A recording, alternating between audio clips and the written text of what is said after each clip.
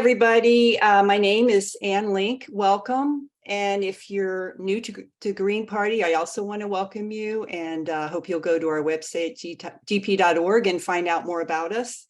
I'm a member of the National Green Party Media Committee, and we're hosting this press conference training. And I was the National Media Coordinator during the 2018 midterms. So I've helped organize a lot of Green Party press conferences, and I want to share some tips with you today.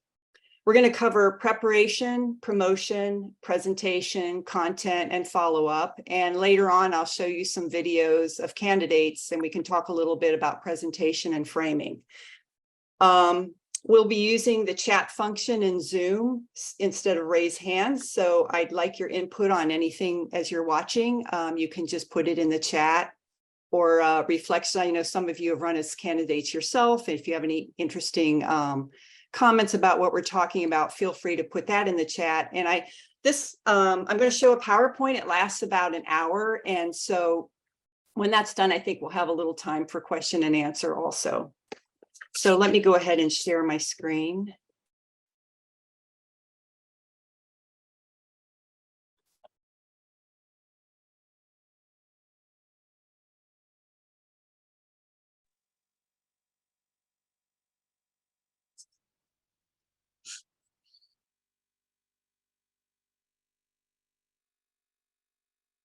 And let me find my.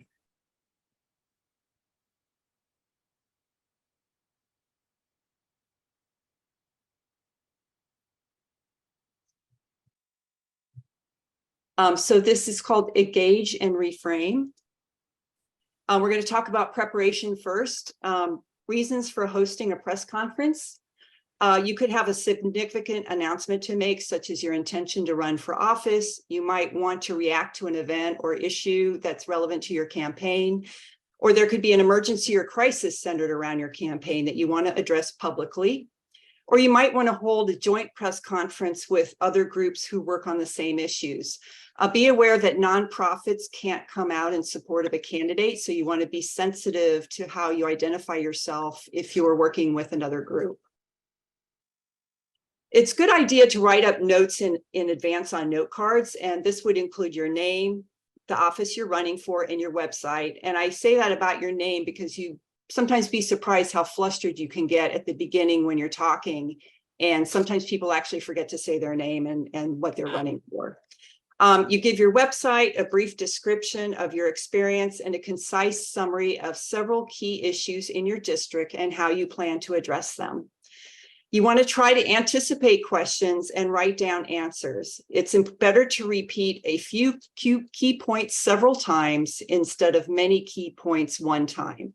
Repetition is really key for us, for our Green Party candidates, because we often don't get that much attention in the media. So when you are getting those few opportunities, you want to repeat the same issues and ideas over and over again, and that way it starts to stick in people's heads. Try to include some sound bites. These are short, catchy phrases or sentences that capture the essence of a point that will be memorable to the viewer. I'm showing a famous one by Rosa Clemente, who was our 2008 Green Party vice presidential candidate. The Green Party is no longer the alternative. The Green Party is the imperative. And she's taking, we're often called third parties or other parties, and she's saying, no, we really aren't. We really need to be front and center with our ideas. So I see this used all the time. I've seen it even this year. People remembered this soundbite and they used it on their own websites. So it really caught in people's heads. The Green Party rhyming, like we're giving people a voice and a choice. I think that came from Jill Stein. You want to practice in front of people and you want to listen to their feedback. And it's a really good idea before you do a press conference or an interview is to tape yourself on your phone and watch it. And you'll be really surprised how many tips you can get just by watching yourself a couple of times and how you sound. And the third or fourth time you do it, you really will make a difference in how you sound. The best days for press conferences are Tuesdays, Wednesdays, and Thursdays, and the best time is between 10 a.m. and 11 a.m. This is because it gives the reporters or the cameramen time to get the video back to the studio before the news in either the day news or the evening news. And you also want to scout out a good location. Ask someone with a good camera and audio equipment to photograph or tape the press conference so that you can link to the photo or video from your website, YouTube, or your social media pages. I also advise getting a wireless microphone or a lavalier with a transmitter. We will not cover it today, but you could live stream this on social media, and that's a whole separate training. The reason for the microphone is the audio is so important, especially when people are looking at images of you on their phones and your face and the background are very small. The sound becomes very much more important. So it's really important to have good audio. So you're promoting yourself. You want to create a spreadsheet of relevant media contacts for your district, including the general email addresses of the newsroom that are designated for sending press releases. You can find these often by going to the website. They'll have a particular sort of global name. It'll be something like editor.news at whatever the news station is, or newsroom or something like that. The reason for that is if you're reaching out to individual people and they're on vacation or something, they might not get the message. But when you send this to the main newsroom, it's more guaranteed to get to the people it needs to get to. A press advisory is a press release that's giving notice of an upcoming event, and they tend to get more attention than a press release. They're relatively short. They're sent to your press contacts, and you want to combine that with your headshot and a well-designed sheet with your key issues to create a press packet for reporters that can be linked from your website. So you're sending your press advisory, and in that advisory, there'll be a link to your website with more information for reporters. Make sure you carefully spell check and review anything you send to the press, because you never want them to have a reason not to take you seriously. And misspelled words and funny grammar is off-putting to reporters because they're writers, and it'll catch in their head. So make sure to have someone look it over, or spell check it just to make sure it looks okay. And you can also post a news advisory and promote your campaign on social media, and we'll go into detail more on this in the following slides. Before your press conference, you want to call or email the relevant contacts from your press list to make sure they got your advisory. I suggest hiring or finding a volunteer media coordinator to do this, unless you have a reason for wanting to make a personal connection with a particular reporter. If you are serving as your media coordinator, you want to disguise it by using a cover email address like media@your-campaign or something like that. It's harder for a reporter to ignore you when you have reached out to them, unless the market is very large. Set up a Google alert with your name and your campaign for tracking news, as well as news on your opponents. If you're running as part of a slate, you want to consider having a joint press conference with a host to introduce each of you. If you're giving the news conference for yourself, then you want to have someone from your campaign to arrange to be there to support you and ask for the contact information or business cards of the press who attend. You can offer to arrange for a private interview if needed to expand upon the topics that you talked about. So here's an image of a press advisory from our Green Party 2000 nominating convention. You want to send them about 5 to 7 days before the news conference with a follow-up call to make sure they received it. That follow-up call is really important because often they're just getting a big pile of emails and they're going into a hopper, and they may not have paid attention to that. So when you call them, they'll go over and look through that pile and they'll say, oh, I've got it, here it is, or whatever. So you make sure they see it. The long advance time for the advisor is for certain news outlets who tend to plan more in advance, and this would be like national TV. If you're running in a local campaign, you could probably send it 2 or 3 days ahead of time. And then you want to send it out again the day of the event between 8:30 and 10 a.m. before the newsrooms have their assignment meetings. Call to make sure they received it, and offer a phone or an in-person interview if they can't attend. The advisory should have a short, concise description of the subject line, followed by your campaign name, website, and date. And you can see that here on the Green Party press release. Next comes the basic info for the event, and this is in a who, what, where format that reporters like to see, which includes the office and district you're running for. After that comes a very brief, because anything below what you see in one email page, they're not likely to scroll down. So you want to sort of front load all the important information. A brief description, and depending on the news site, you want to make sure, like I said, the information is at the top of the page. Include a link to a high quality headshot. That would be 300 dots per square inch, or DPI. My iPhone does 72 DPI. So you want to get something with a better camera than just your iPhone, or you want to set your phone so that it gets higher detail pictures.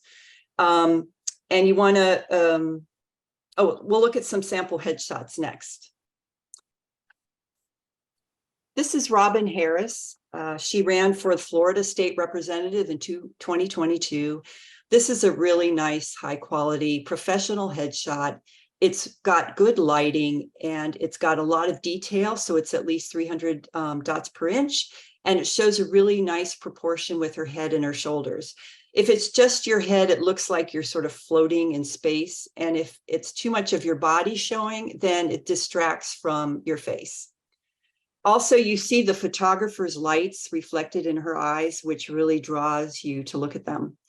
If you don't know a good photographer, it's worth paying someone to do this, because sometimes headshots are the only time people will see you, and they'll be in a voter's guide or some other guide before the election. And if you're in a bigger district, it's really important that that one time the person sees you, you look really professional.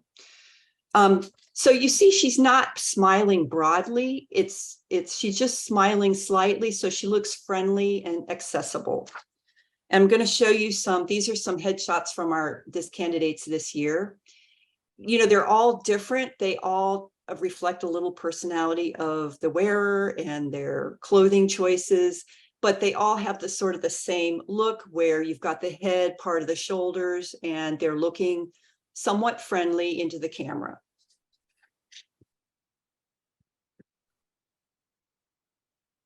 For social media, some of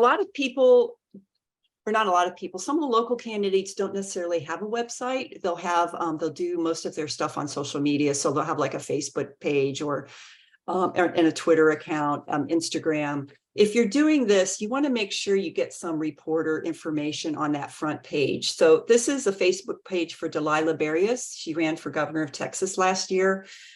You see she's got her logo at the top, and on the left-hand side, she has a short description of her campaign. And then she has her email and website, and this has made it really, really easy for a reporter to contact her. The other thing she did was she pinned a post with a link to a YouTube interview so that it stays at the top of her post. And it has a really nice, colorful picture of her, and it just makes the page look very engaging and positive. Next, I'm going to talk a little bit about adding image and color to your campaign materials.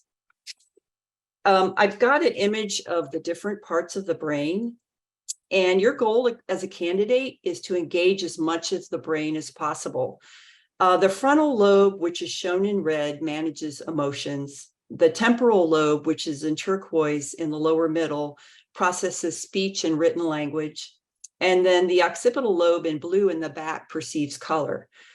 This is obviously a very simplified explanation, and our brains are much more complicated. All these areas work together, but I'm giving this as an example that if your materials, your graphic materials engage color, images, speech, they're much likely to engage the viewer and be remembered.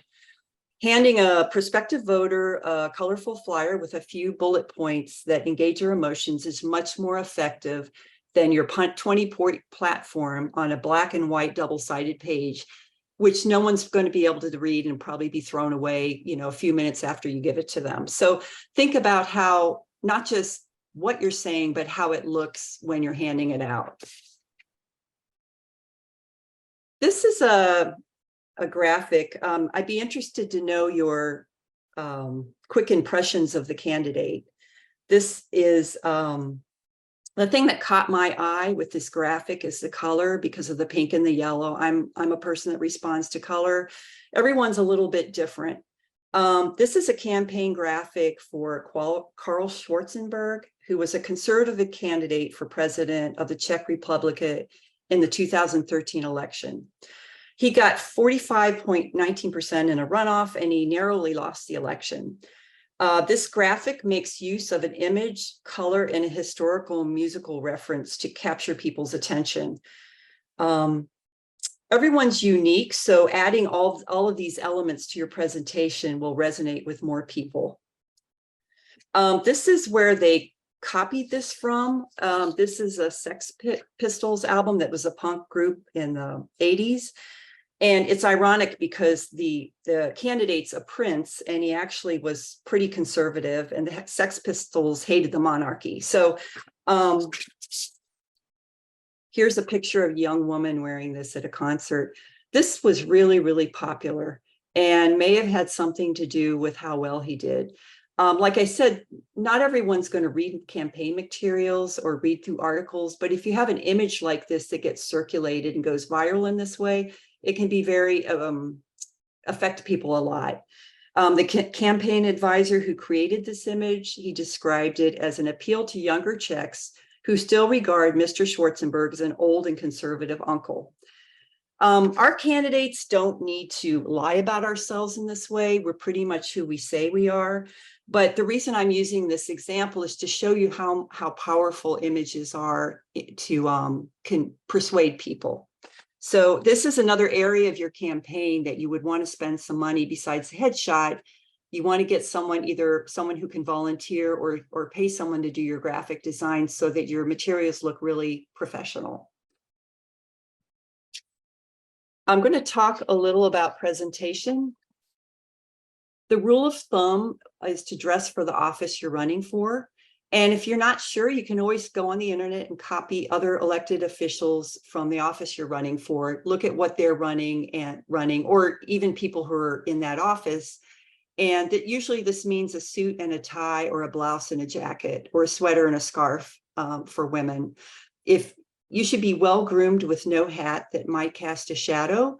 The only exception to this is if you wear a hat or a scarf as part of your culture or religion, then obviously you want to include that. Avoid stripes or patterns that might create a distortion. You want to adjust the podium and the microphone to your height. If it's too high, it will be in front of your face, and it's too low, no one can hear you. And another thing to remember is that if you have your microphone on the podium, the whole podium is amplified. So if you're pounding your hand down to make a point, that's going to come out much louder through the audio. Or if you've got a bracelet on and you're jangling your wrist, they're going to hear that. Or if you're shuffling your papers around. So just be aware that everything's amplified up there. So this is Diane Moxley. She ran in Utah in 2000. She didn't run in Utah. She was in New Jersey, but she's at our press conference in Utah during the midterms. And you see that she's brought her sign. It's a nice design sign. It's got her name and her office. And so you're looking at it the entire time she's speaking. If you're at a press event, it's nice to have supporters with signs standing behind you. And you could do this where you announce your decision to run, to have a bunch of people standing with you. Looks really great. And you see this backdrop with Green Party on it. This is something we bought. It's actually a piece of cloth that's stretched on a backing. It looks really nice, and you might consider having your local or your state party buy one like this that you can use for all your candidates. You want to speak clearly and a medium speed as if you're addressing a large crowd. For TV cameras, you need to talk louder than you think you should and with more emphasis than you think you should. And it sounds weird when you're in sort of an empty room with maybe one or two reporters, but when you see yourself on camera, it looks much more impressive if you're speaking confidently and loudly. Be aware of filler words. These are words people use when they're trying to think of what they're going to say next. And the ones I particularly use are, sort of, I'm going to be using them today, but since I've gone through this presentation a few times, it lowers the chances that I'm using as many of them, and hopefully it's not as noticeable. So make sure you practice and watch yourself and be aware of whatever filler words that you happen to use. When you're speaking, you want to pause briefly between your main paragraphs and before and after delivering sound bites. When you answer a question, try to incorporate the question into your answer to give it context. Some people do this by repeating the question. So let's say a reporter says, "Why are you running for mayor?" You would say, "Why am I running for mayor? I want to do this, this, and this." Or you want to say, "The reason I'm running for mayor is for this reason." And the reason for that is if someone's pulling off video clicks, then you have all the context for what you're saying, because they don't want to include the person that's asking the questions in the video. They're just going to want you. So if you're reincorporating the question somehow in your answer, it makes more sense. You want to try to incorporate at least one of your key issues into answers when you're being interviewed. The reason for this is the reporter may never ask you anything about your key issues. So let's say the reporter's asking you something about traffic in your local town, and your big issue is housing. One of the ways you could say this is, "I think traffic is a big issue, but I think housing is an even bigger issue, and this is my plan for housing."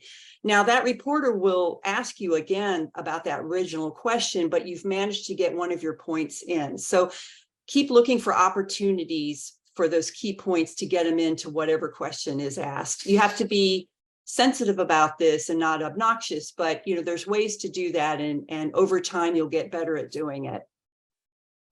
Imagine how your speech is going to be edited.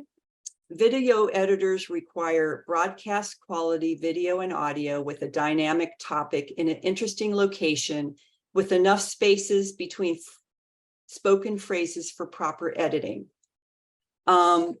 So let's say you have a reporter comes, and then they're going in and editing what you said because they're going to put it on a show.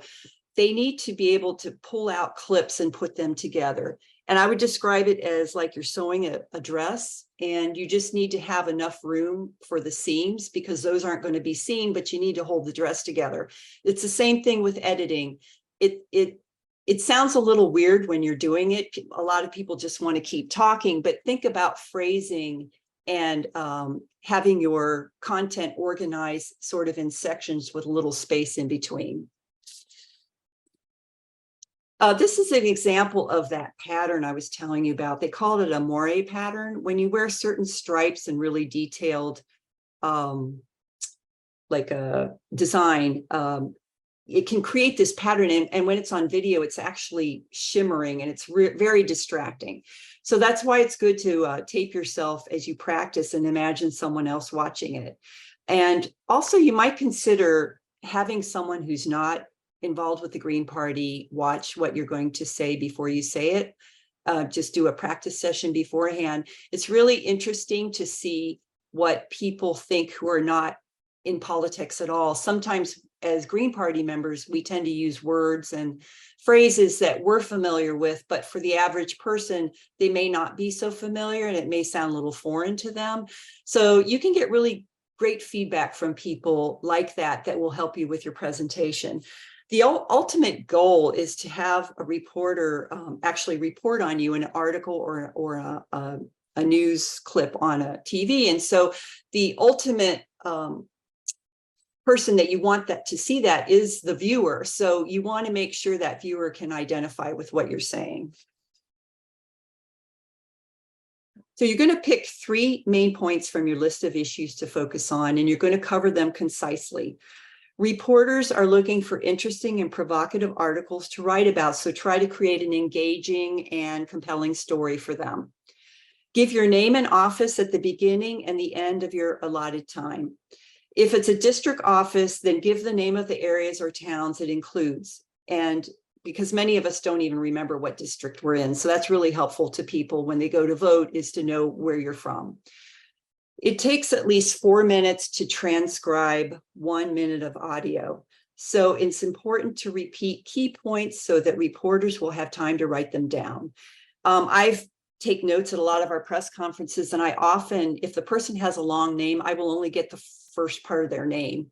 And if they don't repeat their office again, I have to look them up on the internet after the press conference and figure out who they were. So remember to say your name and your office at the beginning, at the end, and you can also mention it during your speech or presentation. You just say, I'm running for mayor because of this reason, and that way you're repeating it. If you speak too fast, people are trying to process what you just said, and at the same time, they're trying to listen to what you say next, and they really are not going to remember anything. So try to pace yourself, and you want to raise your volume of your voice to emphasize important points.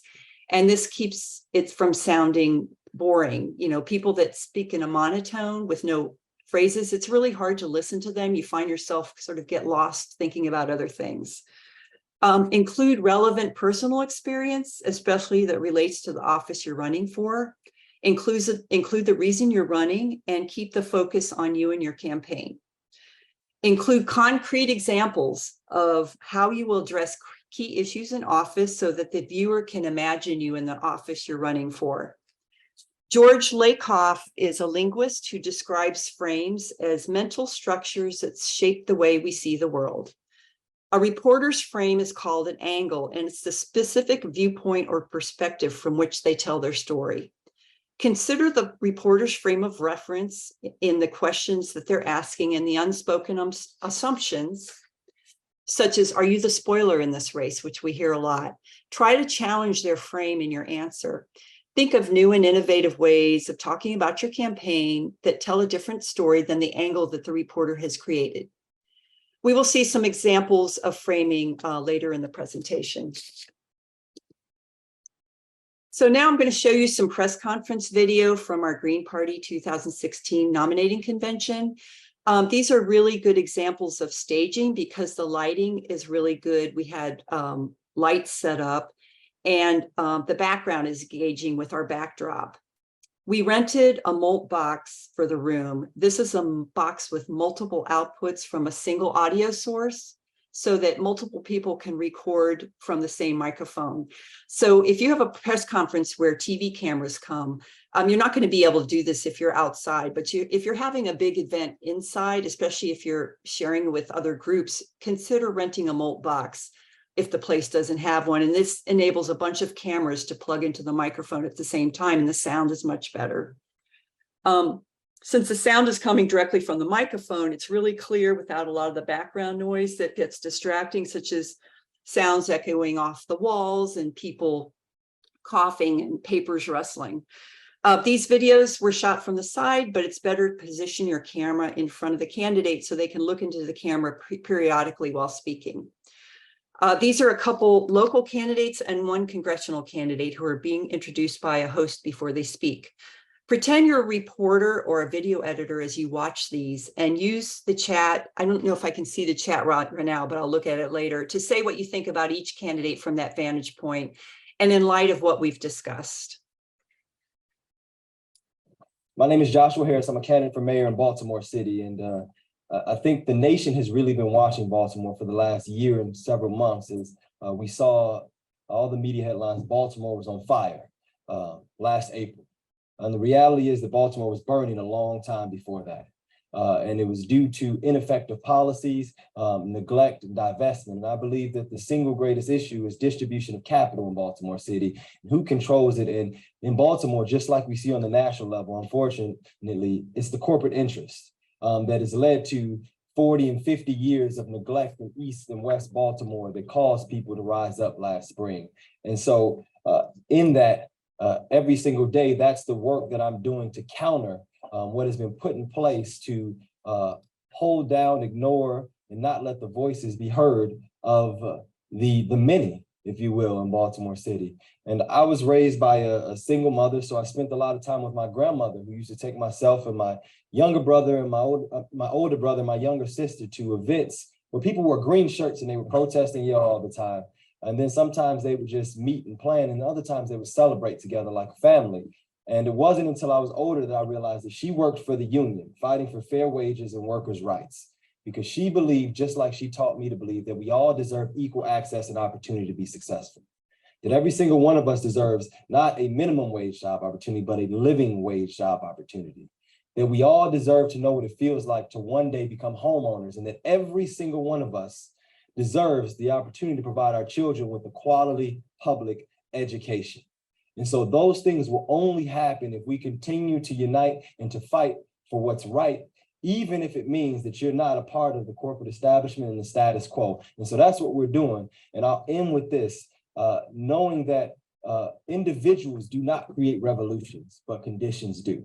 And the conditions in Baltimore, as well as the conditions nationwide, have been set so much to where people are tired of the same old politics, and they're tired of business as usual. And right now is a moment where we're seeing the opportunity for people to really stand and do something totally different than what we've seen before. And so this week is an exciting week to be here in Houston, exciting to see the presidential nomination come forward from the Green Party, exciting to see the Green Party grow, and most importantly, exciting to see people to take a stand for what's right, even if that means you're breaking the status quo. So again, thank you. My name is Joshua Harris, and I look forward to spending the rest of the next few days with you all.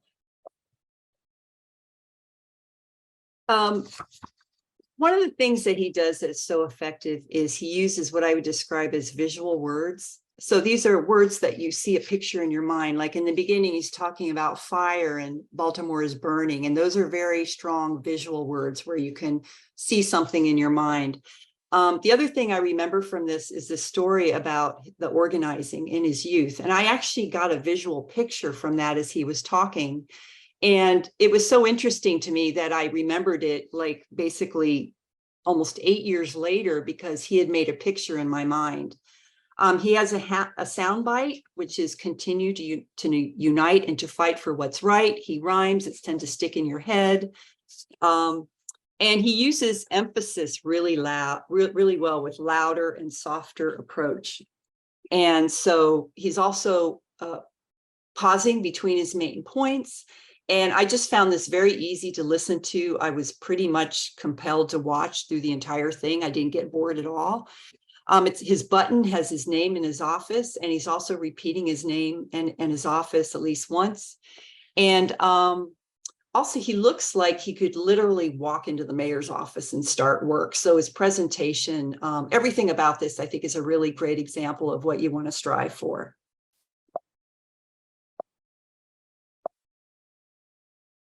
Trying to get this to advance. My name is Joshua. This is the late Ashley Flash Gordon.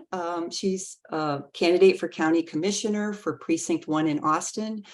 She passed a few years after this video at a very young age. It was a great loss of a very powerful organizer in her committee. And I want to show this because of the story she creates for the reporter. I'm very happy to be here this morning. As they introduced, my name is Ashley. Flash is my nickname, Gordon, and I am a part of the Travis County Greens. I'm running for County Commissioner for Precinct 1. In case you haven't been to Travis County, this is where our capital is. Let me tell you a little bit about us. I am from Travis County, where gentrification is happening in real time. If you have been to the city of Austin, East Austin used to be historically Black. Now in East Austin, if you drive through on 11th Street or 12th Street, you'll see new developments, but you don't see old faces. And if you do see those faces, they have to travel in from Pflugerville or Manor in order to enjoy the few cultural relics that still exist in the area. Everyday people's homes that they got from their grandparents and great-grandparents are torn down thanks to eminent domain and replaced with condominiums that are being filled with the tech bros. I know that's not a politically correct term, but that's what's happening. East Austin is a space that's very close to downtown. And so we're seeing traditional Austinites driven out. In fact, When people tell us they're from Austin originally, everyone is in shock because there is just not a space for Austinites anymore. I am from Travis County, where mothers from Pflugerville come and tell me that they have to take the toll road to get to work, to only take 20 minutes to get to work. They can't take I-35, or they'll have to wake up another hour earlier to get in. Now, this mother has been forced out into Pflugerville, which is north of Austin, because she can't afford to live in the city. Her family can afford it. But then she has to pay the toll. She can't afford to pay the toll. The city doesn't care about those who have been pushed to the outside. So the reason I included this is she outlines the loss of family homes by eminent domain, and she also brings up the transportation challenges. And she's talking about the people affected by the issue. And I think she's really created a great story for a reporter. So if a reporter wanted to report on her campaign, she's given a lot of information about a story that the reporter could include about the effects of gentrification.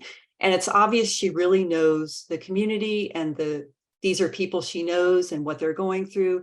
And if I were a reporter, I would want to maybe interview some of those people that she's brought up, like that woman from Pflugerville who had to drive all this way. And that would be a great human interest story for a reporter.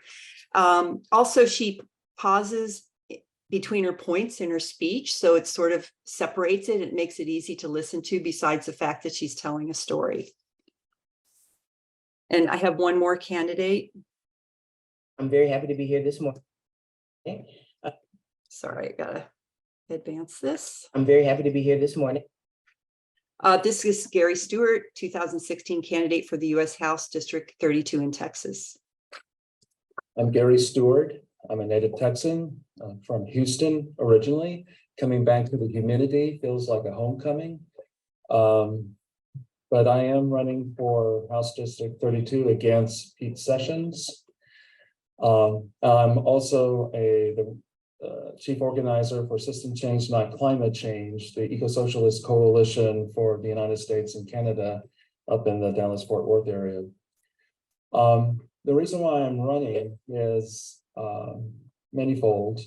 I've been a Green, or at least Green at heart, for a long time. I was one of the early organizers for the Greens in Texas back in the late 80s, as well as working with the National Greens on developing a platform for LGBT people back in the late 80s.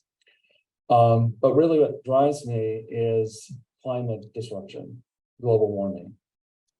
As you all know, we have very little time, precious little time, to drastically, radically reverse course. Not only no carbon emissions, and I should add methane emissions, but negative emissions.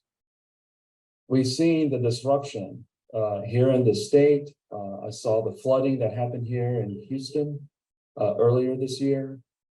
Each month is hotter than the next, on and on and on. And yet we have a Congress, we have a government, local, state, national, even international, but a national government that most of them refuse to believe in the reality of global warming and climate change. And Pete Sessions doesn't believe in it, or he's not allowed to believe it due to his corporate masters, particularly the oil and gas industry, which he is beholden to. So I put this in because he's running for a bigger district. And so you notice he's a little more broad in his focus. He's not going to want to drill down to some issue in a particular town, because that's not going to relate to all the people in his district. So he's kept the focus on broader issues. And the other thing he does, normally you don't need to mention your opponent's name. You want to keep the focus on you, and you might refer to them as my opponent or the current mayor or something like that. But in this case, when the person he's running against is so universally hated by so many people, it actually serves a strategic purpose to remind people who he's running against. They may just vote for him to have someone to vote against the other person. So, every situation is different. So each one of these press press conference presentation was different. It depended on what their issues were and what their district was and what kind of stories they were telling. So I'm going to switch now to framing. Let me just advance this. I'm going to show a clip from the press conference after the Green Party 2016 presidential nominating convention. Just to set the stage, this room is packed with reporters and cameras, and the winning candidate, Jill Stein, and her running mate, Ajama Baraka, are taking turns answering questions. There's a correct question that requires a lot of framing. And as you watch this, think about what angle the reporter is using as their frame of reference and whatever comments you want to make in the chat. I'm going to read the question that the reporter asked because it's kind of hard to hear. This is a reporter from Al Jazeera, and she asks, how do you realistically think you can close the polling gap to get to 15%?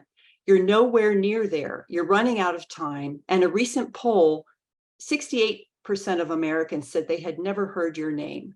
Let's listen to how Dr. Stein reframes this question. Hi, Patty, I'm going to Al Jazeera English. How do you realistically think you can close the polling gap to get to 15%? You're nowhere near there. You're running out of time. And in a recent poll, 68% of Americans said they had never heard your name. And shall we say it's no surprise considering that there's been a just about complete media blackout on our campaign. I consider it actually astonishing that the McClatchy-Marist poll yesterday showed us at 6%, despite a complete media blackout. That's the story, in my view. If we could get to 6%, having been invisible 2 months ago, where can we go now that the media is being forced to actually cover us as the really emerging force starting in Philadelphia? You know, our name was everywhere, and the chants of Jill Not Hill were everywhere, including inside of the DNC. So, you know, we are a very difficult story to continue to suppress. We know that Donald Trump got the jumpstart that he did with $2 billion worth of free media, and that was about 2 months ago, according to the New York Times analysis.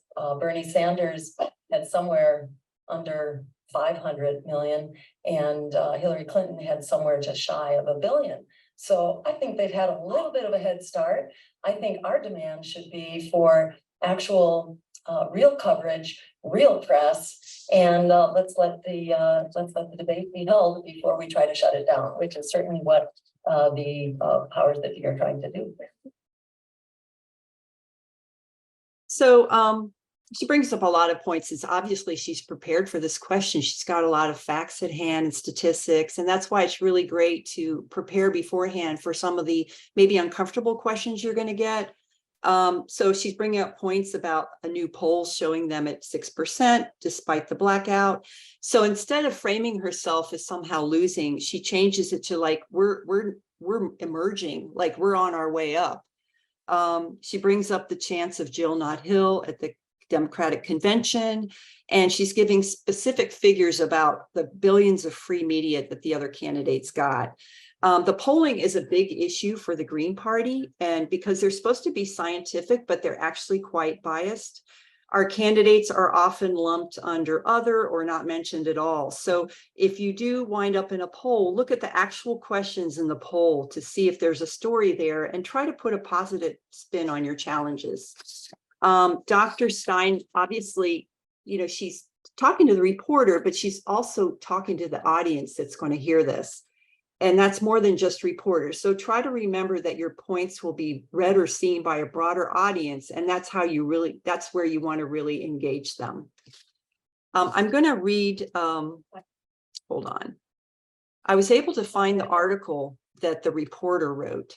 It's a much bigger article, and I pulled some clips out, and she obviously interviewed people from other parties, but I'll just read some of the things that related to the framing that Dr. Stein presented. Unlike the Democratic and Republican conventions, there is no army of media here to tell the story. In fact, if I tried to get the media that are here to play a game of pickup football, we wouldn't have enough to make up one team. That's just one of the many difficulties facing third parties. The Democrats and Republicans joined together to come up with a debate commission. And then she goes on with some other paragraphs. And then she says, the poll problem for third-party candidates is that the media organizations that pay for the polls rarely include anyone other than the two-party candidates. If third-party candidates aren't even included in the polls, they have absolutely no chance of being included in the debates.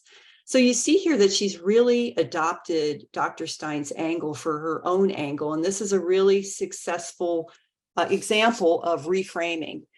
This takes experience and time, but the more you do it, the better you get at it. And that's why it's so great when people run for office more than once, because you start to anticipate questions and reporters, and you start to get some momentum each time you run so that you reach more people in this way.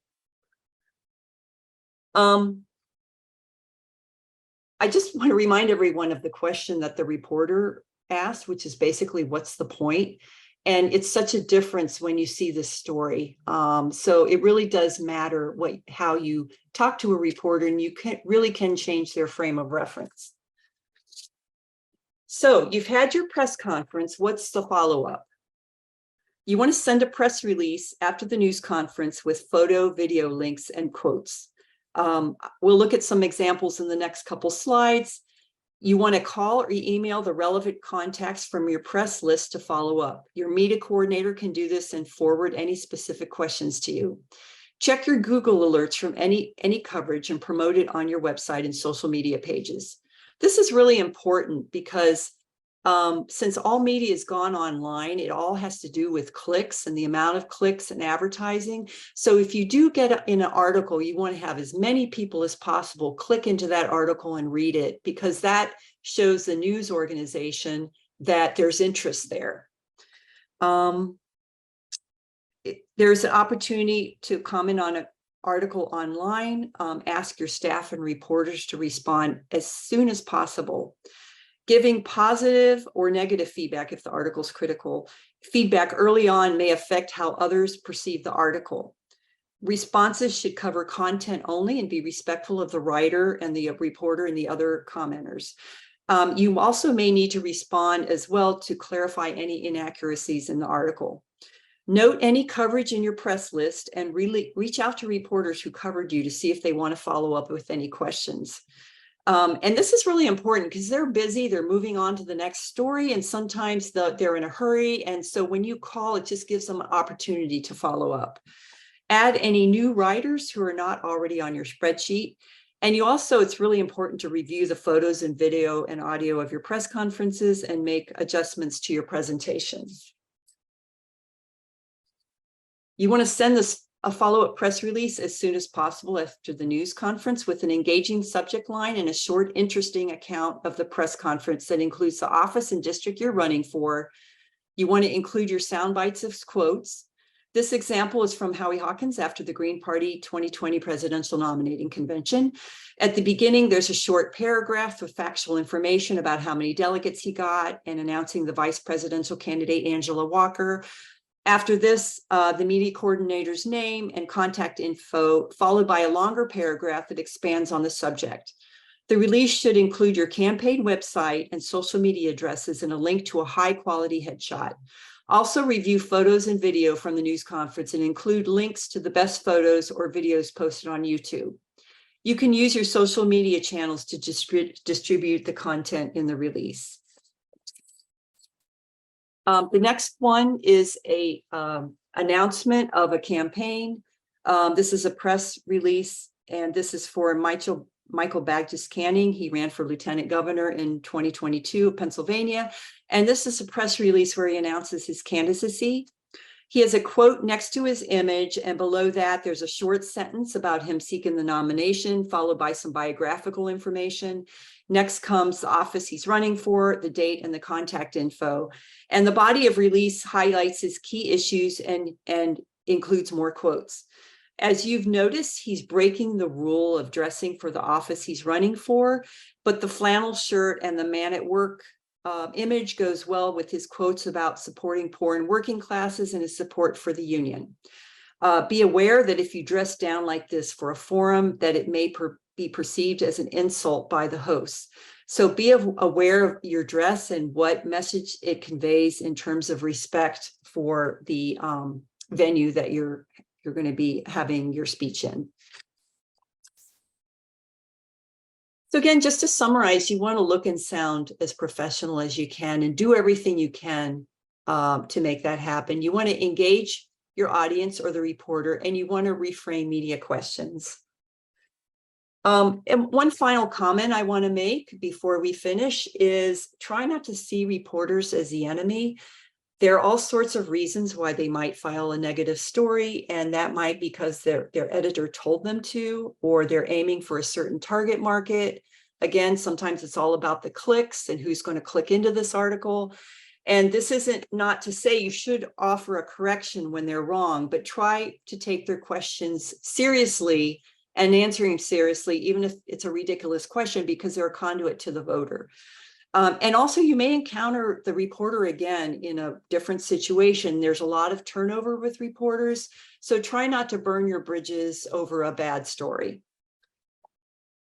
So my name's Ann Link. I'm a member of the Green Party Media Committee, and the host of this press conference training. This is the end of the presentation.